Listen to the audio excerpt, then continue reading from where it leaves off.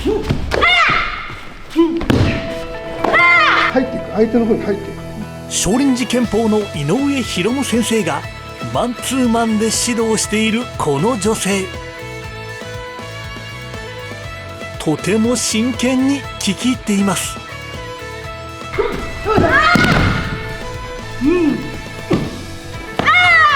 動きもキレがありますね。かっこいいです。お名前は？成海美代と申します。成海さん、黒帯ワールド初登場。拍手。ありがとうございます。実は成海さんのお仕事は役者。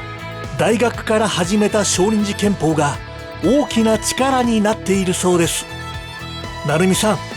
今日は井上先生に少林寺拳法の深い技術を習ってみましょう。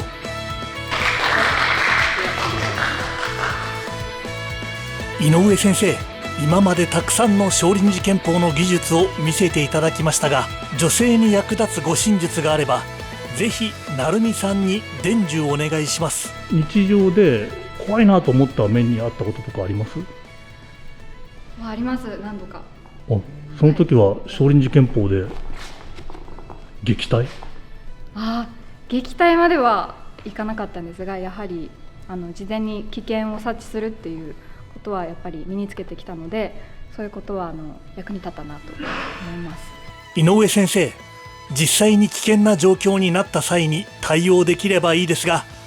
今成海さんが言ったように事前に察知して難を逃れるということがおそらく一番大切ですよね。少林寺拳法そのものが護身の技術なんで、心構えとしては自分自身で分かると思うんですよね。例えば女性であれば明るい人が多いところを通るのか暗闇を通るのかって言えば、やっぱり人気の多く安全なところ、何かあったら、声が出る出ないはちょっとそれが一番大事か分かんないですけども、やはり人がいるところで何かあれば守ってもらえるというようなこともありますし、だから危険なところなのか安全なところなのかっていうのはこれ誰でも分かるようなところだと思うんで、例えば男性だけがなんかバーッとたむろってて、そこを女性一人が通るっていうのもそれを避けるっていうことが女性だったら言えるんじゃないかなと思うんで、そういうふうにその危ない場をいかに避けるかっていうような心構えそのものが護身だと思いますんで。でもこれはですね、少林寺拳法やってるからじゃなくて、女性であれば多分そのところはなんか違和感がある、危険だなと思う、そういうところを感じたらそこには行かないと、その場には通らないと、それを心がけるだけでも大きいことかなと私自身は思っております。成海さんからすると井上先生というのは、普段そんなに会ったりはしない人ですよね。そうですね、なかなかお会いはできなくて、やっぱり大会ですとか大きな学生時代のその合宿ですとか大きなイベントで主にお会いしてましたし、もう雲の上の存在でした何者なんだろうみたいな感じでしたそうですね、もう本当にもうレジェンドでいらっしゃるので、もう今隣に立ってるのもちょっとすごく恐縮です。恐縮させちゃダメですよねそれではよろしくお願いします。手を持たれて引かれたところでこうかな、小手抜きのように手を持たれて引かれたところでどうするか、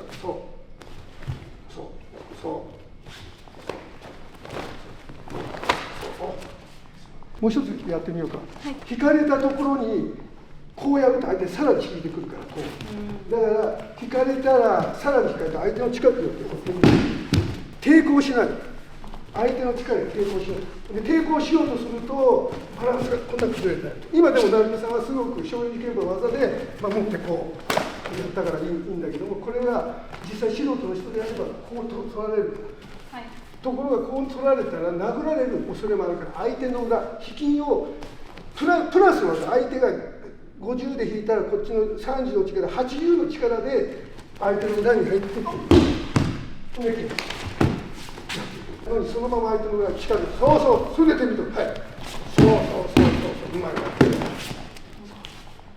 いいいよ、もう一回だけやってみようか。これで見とってね、これで守れたらいいけど守れない、ね、その時にはこれでバランスを持って相手なんかしようとするから、脳の方では相手は必ず反作用があるものだと思って、これでなんか殴ろうとか投げようとかするから、反作用で引かれたら傷が崩れる、ね、もう一回やってみる、そのまま相手の裏に入って、そう、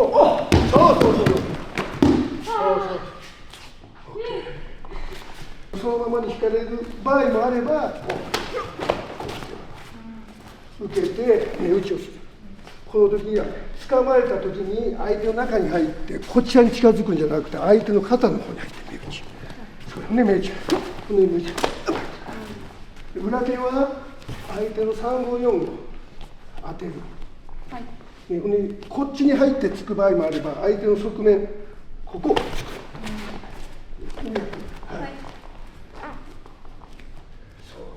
いいよ、うまいよ。ごめんなさい、失礼しました。いいよ、はい、そう。今みたいに実際に相手が引っ張ってる、それを守る。そしたらその通りの周りになるから、それで抜いて裏手をやっていくという。はい。そしてもう一回やってみよう。はい。うまい。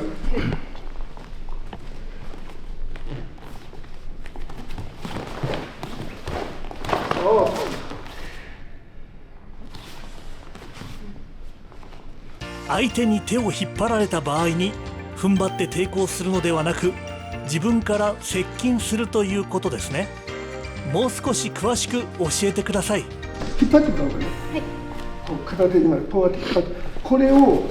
ば私が抵抗しようとすると相手はさらに引っ張ってくるから、引っ張られるところの力に利用が入ってくる。ね。相手が引っ張る、これ抵抗するでしょ。入りながら。というのは相手の引く力に対して抵抗せずに引く方向に入りながら、その時にバランスがもし崩れたらかえって自分は後ろの方にも行けるような姿勢です。でここで大事なのは、バランスを普通守ろうとするとバランスを崩さないようにしようと思う。でも崩された場合のことも考えていかないといけないから、さっきは引かれて崩れた時には裏に入りなさいと、もろ手でもそれはいいけども、で掴まれていいよ、もろ手でもいいよ、こう掴まれてこうやってたら引かれたら相手の方にほら崩れていくでしょ、骨崩れていって取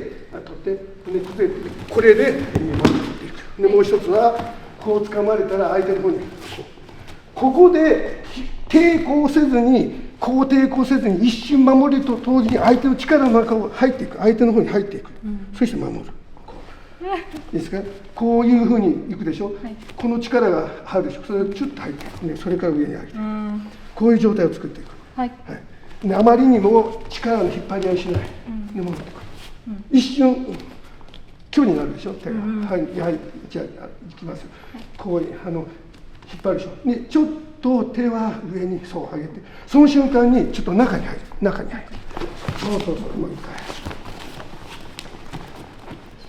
こう来てちょっと近くです、その時に今ここでちょっと守ったでしょ、でそれをさらにこっちへ引こうとするから、これに合わせて私は動いてくる、そうこれを動いてこうする、はい、もう一回、はい、そう、ね、上に上げるいうことです。そうこういう状態、もう一回、はい、力そうね、これが力を入れたままにして、こうやってほら引かれちゃうでしょ、ほんならこの引きに入ってきて、それで入ってくる状態、はい、で目打ち抜いて、そうね、裏剣中段と引き合いはしたら力の強い方になるけども、引き合いをするんじゃなくて、捕まえた瞬間手は一応軽く、ね、開いて、ここ脇が空いてるから、いいですか、脇が相手の方にこの肘を持ってきて、自分がその中に入っていくと。そうするとここで一応腕は守られてるけど、力で引き合いだけをしたら引かれてしまうから、肘を相手の方に近づけていく、で引きをそうするとこの力の引きがこうなる、ね、はい、こういう状態、そうで目打ちやる、これを遠流って言って、少林寺拳法では力を入れて引っ張って、ほんでこれを今度こうやって上に行くでしょ、こう肩が上に上がっていくから、これを遠流で、そうすると引っ張ってみて、ここ今見えますけど、こう指側と母子球側が空いてるんですね、こう、ということは指だけの力になるから、相手がギュッと握って、ここに引けない、引いて、もう滑るでしょ、ほら、これが少林寺拳法の鍵手手法。そうなんだ。抜ける。こういうふうにいくでしょ。今は片手の方が分かりやすい。こうやって引きやすいでしょ。これは力が50で、こっちバランスで50と、上の方の親指を円を描くように上に向ける。そうすることによってここが開く。いや、握っといてよ。こことここが開くから、指だけの力になるから引けない。これ指だけの力だけ引けない。これは成美さんだから引けないわけじゃない、男性でもしっかり握るでしょ。引くでしょ。これ引き合いあるけども、ここで一応回転しようになったまま引く。これ50と一応50でバランス取ってる。この時親指を上向けるともうこれで引けない。引けない。で僕絶対引けない。これほらもうなんかこれ形それは力が入らないってことですか。そうですね。指だけの、力になるから、これがギュッと持ってこれを入れたら、これ引きやすい。ところがこれがちょっとグッと言ってもうこれで引けない。ちょっと待ってください。これ本当なのかな。僕が体験してみましょう。これを西監督がしっかりやってしっかり引くじゃないですか。引きやすいでしょ。全然引けます。引くよ。おっと確かに引けない。これもこれあ、本当だ。全然引けないでしょ。本当でした。これいけない。これ例えばもろ手で持つじゃないですか。これいける。おお、これこれの方がね、本当はもろ手の方が崩しやすい。片手をこう三角形になるから、これが上もらう。これグッと握って、これグッと握って、これ引くでしょ。でこれ夜ピンとなるやつ。疑ってすみません。本当でした。確かにこれは女性でも使えそうですね。脇じゃあ普通に書いてください。はいそういう時にここを支点にして肘を出す。ちょっとだけ出しすぎ少しだけ数字引いて引きなくなる。そう手は軽く開く。そんな力入れる。ほら指のここですね。これが開くということです。小子宮側とか指だけの力になるって。指だけの力で成美さんの体重を引けるかって引けない。これは逆もあるでしょ。こういうに掴まれてこういう場合これどうする。これ親指をパッとやったら下に遠慮する。同じ引けない。全然これもろ手。今こうもろ手でしょ。見えないから足をもろ手、これもろ手。それ引けるんですよ。これいろいろ本当は攻撃できるからこうこれでいい。だから掴まれた時にはこういうふうに掴まれたね。これこの場合は下より、逆手の掴みとか言うんです。そうするとこれも同じですね。小子宮と母子宮が開くんですよ。これ後でやってもらうからね。抜こう思ったらこれで抜ける。今の今度は技をかけようと思ったらこうやってください。ちょっと崩しを今入れてないけど、だからこの瞬間が崩れ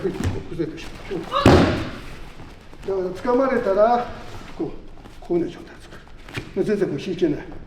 攻撃もできない状態。これが少林寺拳法の方の鍵手手法で、さっきは遠流が上に向いたんです。親指が肩の方に向いたんです。このようにこれが順手のつかみ、これで逆手のつかみでこういうふうにつかまれた場合は遠流は下に行くとこういうふうにでやってみる。こうしっかりこうで手開いて鍵手手法になる。普通に鍵手手法になる。その時に今いっぱいつかまれたでしょ。それを遠流を今度は下に落とす。少しだけ戻る。こういう状態。それで目打ちやったり巻きごとやったり、あるいは引き物手の引き抜きしたり、十字碁でやってみ、十字碁で。足で。今さっきもこうやって十字碁でこうやった時開くでしょ。相手のこれが。だからかけやすくなる。もう一回やってみる。こうやって落として、落として。ほんでそれで十字碁でやるとかけやすくなるでしょ。ほら、一歩入れて。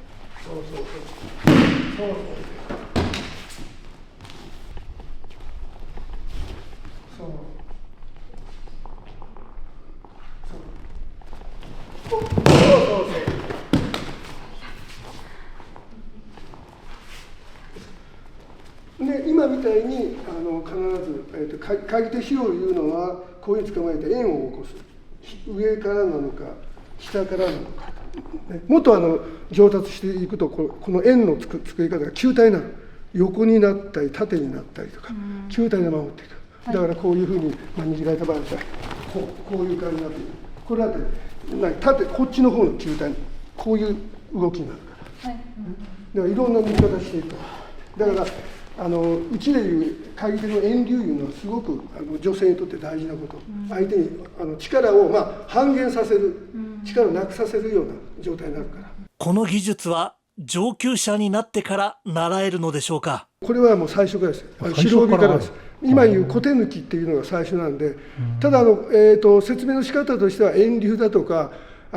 理屈を先説明すると分からなくなるんで、動きでこのようにやってくださいというようなことで、これ簡単に言ったらこういう私が説明するときには白帯の人に説明、引き合いしますとで一応脇締めて、でも強い方が勝つから一応この引き合いでバランスを持ったら親指を上に向けてくださいと、これだけで、例えばこうやって紐をやっててこの紐がこう、もう一つこういうふうに紐があったら崩れるでしょ、それを片手でやるんです。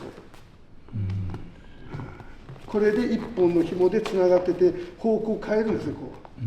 これが鍵手の方のこの手法でやっていくんです。でこれもできるから、基本はこうです。なら指が開いていくんですね。これがもうポイントです。小指球が開いて指だけの力になるから、自分の65なら65の体重がこれ指だけでは引くことはできないということなんですね。なるほど。この場合も相手に抵抗して踏ん張るのではなく、自分から接近するのですね。それが分かりやすいのはこういうふうにもろ手で相手が引きますよね。そうしたら相手の方に近づきながらこうするんですよ。これも遠慮で相手が引く、これバランス取っちゃうからちょっと上に上げると、でそれで崩していくわけですね。これもそうなんです。だからこういう感じでこういう崩しですね。この瞬間なんですね。入ってくる。これで抜き技がつながってくるんです。こうやると分かりやすい。こうやって両手塞がってるから蹴りだけは注意しながら相手の方に近づいてこっち持ってやってる、それで上げていく、その時に肘が中に入りながらこう脇締める、そううまいよ、やってみるよ。それでそうしたら自分の方にシュッとこう持ってくる、もう一回そうこのバランスですね。うまい、あとは自分の習った技をやっていくということで、もう一回やってみて、そしたら今加藤が言ってるんでもう一回やろう。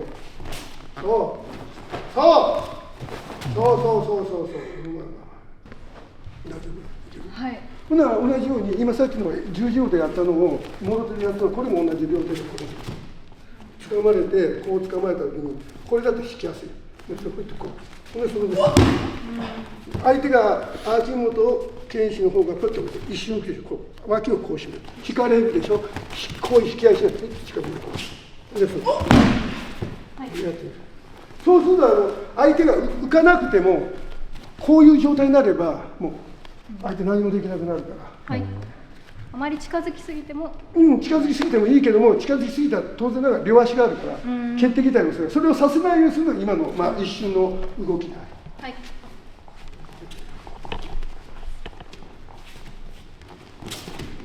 下に落とす、下に落とす、脇をシュッとしてます。それで脇開いたところ、相手の小指球が開いたところをさっきのもろ手と同じようにやっていく。十字を中入って、もう一回やってみます。うまい。クッとこうした。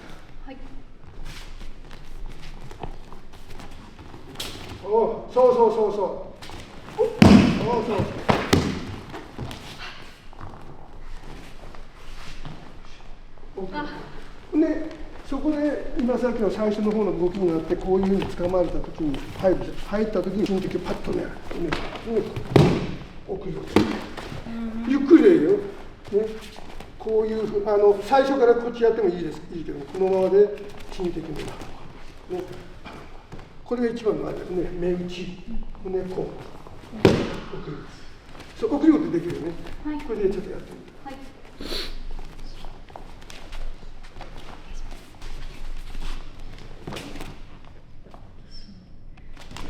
そう、そう、そう、うまい。いいよ、オッケー。目打ちか金的いうのが一番相手にとっては、なんとなくまあ低い方だし、女性なんだから、大きな男性来たら目打ち、今までずっと目打ちをやってたでしょ。はい、ほんであと金的。だから相手にとって一番弱いところ、目はゴミが小さいゴミが入ってる。でまあ男性の金的に言ったらもうそれはもうボール当たるだけでもう死んじゃうぐらい痛いから死んじゃうことはないにしてる。じゃあやってみる。はい、もう一回。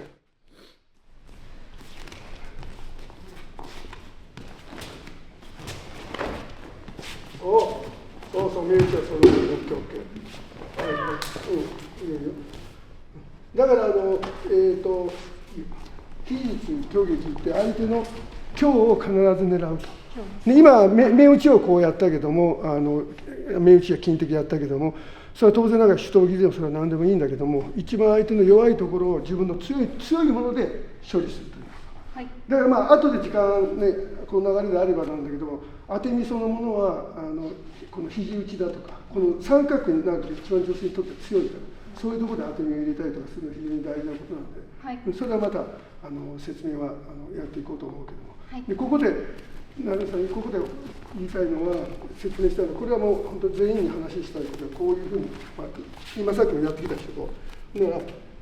私が今さっき金的に狙うか目打ちに狙うかで見て、ここで心構えは掴んだ、何かやってくる、どうしようかっていうのが主者になるけど、どうしたろうかっていうのは後者がやろ。だからここで大事なのは、掴んできたところってこの姿勢、この状態で他に何か言える？今掴んできたよね。他の事実何かある？顔が開いてる。もうね、金的も開いてる。中段も開いてる。ということは、考え方としては、相手が掴んできたということは、手を結んで近づいてきたみたいなもんよ。でまあ言うなれば手錠がはめられて近づいてきたものなんだから、自分にとってはそういうふうな見方をしたら、上は空いてるし金的は空いてるし、まあ両足でどちらかで蹴ってくることがあってもいい。この手で殴ってこようとすることはないこと。掴んでる間は殴ってくることしない。これなんかしようよ。だったら相手がこう掴んできた時には何か全体を見なきゃいけない。この一部の中で自分がどうしようかっていうんじゃなくて、全体を見て実を避けて今日を攻めるということで、ですけど、どうやってこう構えたら、これはある意味守ってたら関係ないと。目打ち、金的。でここが虚になったところを取るということで、物の考え方というのは相手が掴んできたと同時に他のことを考えないから、それは全体を我々は見ることをしなきゃいけない。上段が空いてる、中段が空いてる。そしたら言葉としては掴んできたんじゃなくて、わざわざ手を塞いで私に近づいてきたと思ったる。そうですよ。そしたらそれほどなんていうか自分にとって有利な言葉はないと。ところが相手が掴んで下切りをしようとしてきたとか思ってはいけない。ただ相手が掴んで近づいてきたと。その瞬間にどうするかというものを考えたらいい。巻き抜きで物手を掴まれた場合をやってみる。そう、はい、目打ちして、そう、はい、ね、抜いて、そう、はい、さっきやった送り事もやってみよう。掴んできたんだけど、相手は自分の今日を作ってきたということ、今日作ってきてということ、やってみよう。はい、そういう見方をもう一緒に練習するということ、はい、理屈をな。そう、そう、そう。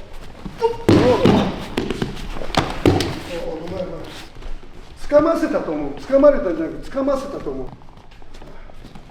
そう、はい、重要で。そう。そう。はい、ラスト、小手抜き、裏剣中段までやってみよう。片手の小手抜き、裏剣中段。はい、そう。逆、いいよ。オッケー、逆でいこう、逆で。そしてその流れで逆でいこう、逆でいいよ。そ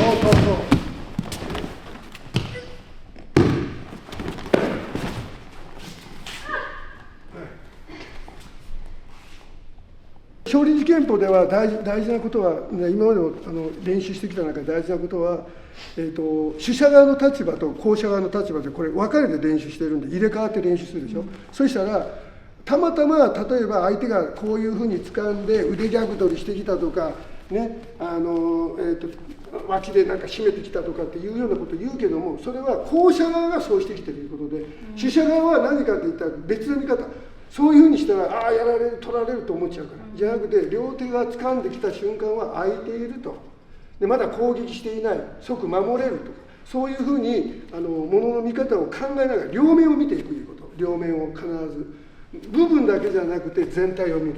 掴まれたところを見たんだったら他を見る、そしたらそれが虚実、相手の虚を見ること、実を見たら虚を見るところが、実ばっかり見るからどないしようと思うわけ。ね、例えば、ね、井上の方がこういうふうにしたら何してきた？それは後者として回し蹴りということ、主者側としては今さっきのちょっと課題がこう相手がこうしてきたね、そうです。だから何？回し蹴りと同時にあなたこれを見て受けるって言うでしょ。これは回し蹴りをやってきたって意味だけど、そうしたら見とって今ここで守ってるけども金敵空いてる、金敵空いてるでしょ。ほんで秋元が今こうなってるけど、これをパッと受けてパッと手を崩れたらここも空いてる、で言うなれば上段も空いてるから、これ受けたら上段もこういう下打ちをできる。ほんなら私が今回し蹴りをしてきたと同時に金敵空いてるでしょ。ほんならあなたどうする？次回ししてろという言葉になるよ。だから回し蹴りを見たら自分の方が心構えとしては受ける、痛そう、どうしようっていう話なんだけど、今みたいに相手の今日見たら蹴る方向になったでしょ。気持ちが変わるでしょ。これが見方、こういう見方が練習の中に同時にしていく。蹴ってきたんじゃない、同時に金敵が来たら上段も空いてるじゃないか、中段も空いてるじゃないか。でもっと見方したら片足立ちだから動けない。ほんなら動けない間に何でもできるいうことだから、これを下ろしてしまったら何かやってくるわけ、ね、蹴っている間はつかない、蹴っている間はつかないから、下ろしたらついてくるから、というだから蹴っている間は何もやってこないなと、その蹴りに合わせて金敵蹴る、中段蹴ると、そういうような見方をする。そうしたら心構えとして何か言ったら守りの心構えだから、その平常心とか余裕ができてくる心構えだ。自分自身が思うのは、相手が蹴ってきたんじゃなくて、わざわざ近づいて金敵を開けてきたと。そうしたらあなたどうしますかって言ったら、どうしますか？蹴るって思うでしょ。ほんならもうほら、自分の気持ちの方が相手よりも有利になっている。これが主者側の考え方、いうこと。蹴ってきたんじゃなくて、わざわざ近づいて、しかも片足になってアンバランスの状態で金敵も開ければ中段開ければ上段も開けてきたねって言った人をどう対処するかいうのが主者側のこと。ね、そうなると心構えとしてはなんかいいでしょ。全然違います。全然違うでしょ。危険な目にあったら誰でも危ない、怖いと体が固まってしまいますが、今のお話のように掴んできたり蹴ってきた相手に対して急所がガラ空きで近づいてきたぞと思えるようになれば、体もだいぶリラックスできる気がします。ご主人の多人数だってあるわけなんで、例えば今電車の中でもいろんな事件が起きたりするんですけども、こういう電車の中でこういう立ってて、周りに立ってる人がいて、何を思うか言った時に、この3人がかかってきた時に、周りもあるんですけど、私としてはどういうふうに守れるかっていうことを考えるんですよね。それの時に今みたいな、この人はここが開いててここが閉じてると、ね、ここを脇は絞ってるけども顔面が開いててっていうようなことを日常の中から大体虚実を見ていくんで、そうしたら物をこう殴ってくるというよりも、いやいや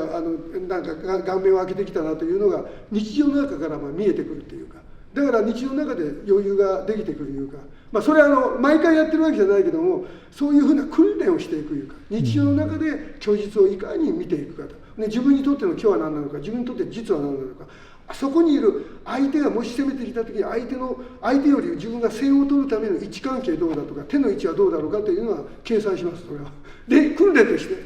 そういったことを心構えとしては作り上げています、日常の中で。時々ですよ。63にして電車に乗りながらこの3人を相手にしたらと思っている成美さんは、例えば電車の中とかにいてね、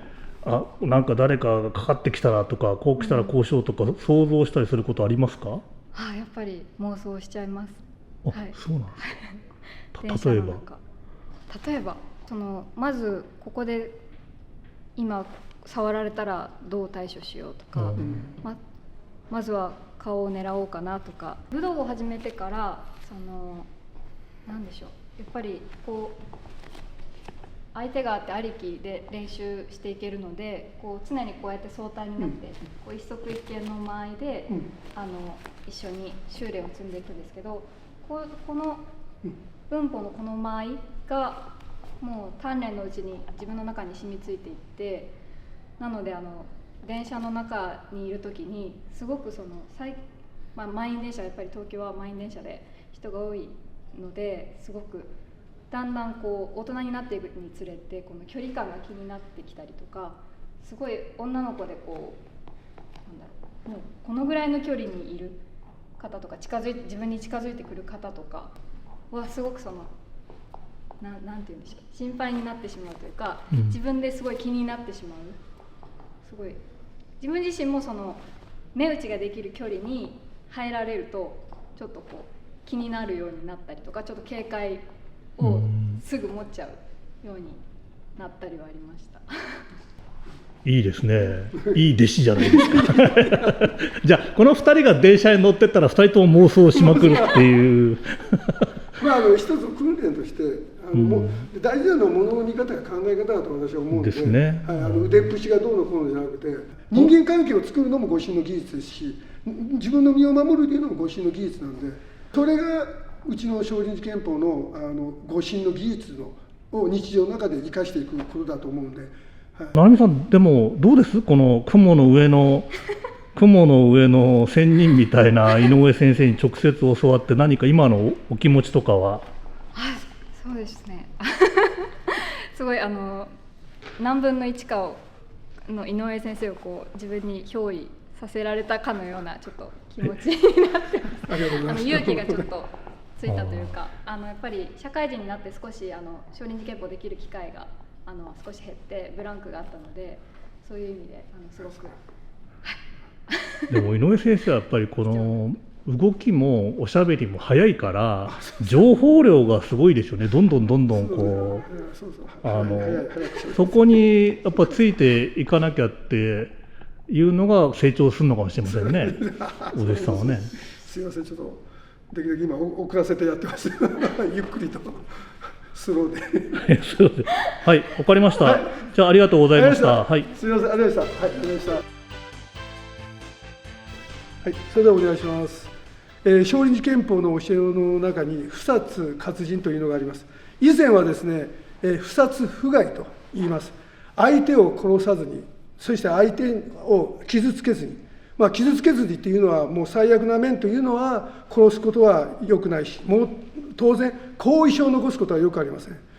今の時代いろんな状況が悪い状況がありますけども、本当に自分の身が危ないな、殺されそうだなと思った時はどうなるか分かりませんけども、少林寺拳法の精神としては相手を傷つけずに、要は後遺症を残さずに、相手を当然殺さずに、